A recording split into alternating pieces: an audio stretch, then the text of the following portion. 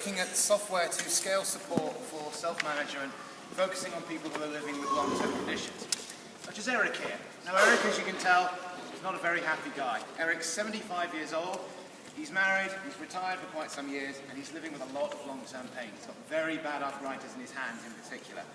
And as you might gather, for someone of his age, he's not particularly techy. He hasn't got an iPhone, he hasn't got an iPad, he doesn't really even use a computer. His wife answers all his emails, he doesn't want anything to do with that. He doesn't see his GP very often, maybe once every 5 or 6 months, so it's pretty clear that even with all the medication he's getting, next time he sees his GP, Eric's probably going to be a lot worse.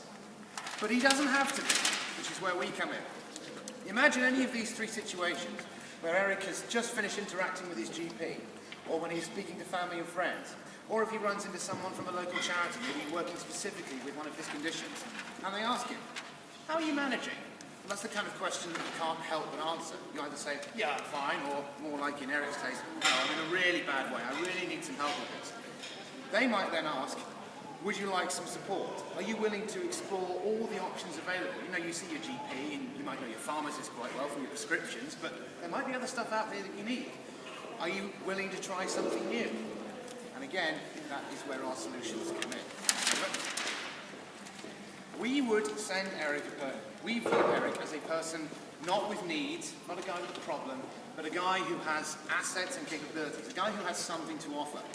And we can identify through a simple questionnaire what he can and what he can't do, and then use our program to fill in the gaps. And this wouldn't be an impersonal questionnaire that he just has to log in online and that'll take ages and be quite boring, frankly.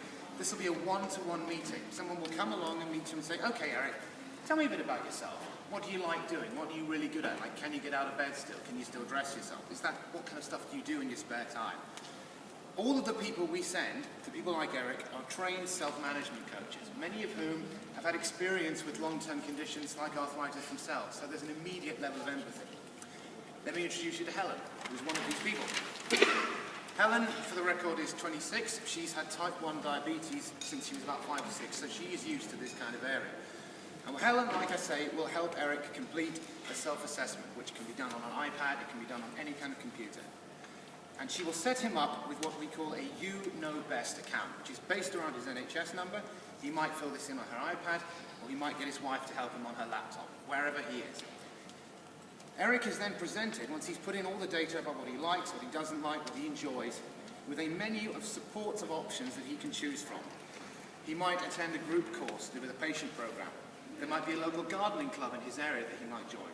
There might be a specific group in his region to help with arthritic problems. Or it could just be a more general support group right near to his house. In each of these cases, and that's not an exclusive or exhaustive list, they are tailored to be local to him, usually within less than 30 minutes of his house. It's done with interactive content, mainly using clickable video. So for instance, if he inputs something into the questionnaire, something will come up saying, looks like you quite enjoy doing local sports. The video will pop up showing all the local sports clubs within a radius, and you can click on interactive little hotspots saying, this is where your nearest cricket club is, or this is where you can play bowls, or this is where, if he was feeling very adventurous, he could do a spot of Tai Chi. Maybe not with arthritis, but there you go. All of this is personalised support which comes from a coaching capacity. And his meeting with Helen wouldn't be just a one-off thing of, there's your questionnaire, off, I'm off. He would have regular contact with her, at least once every 3 months.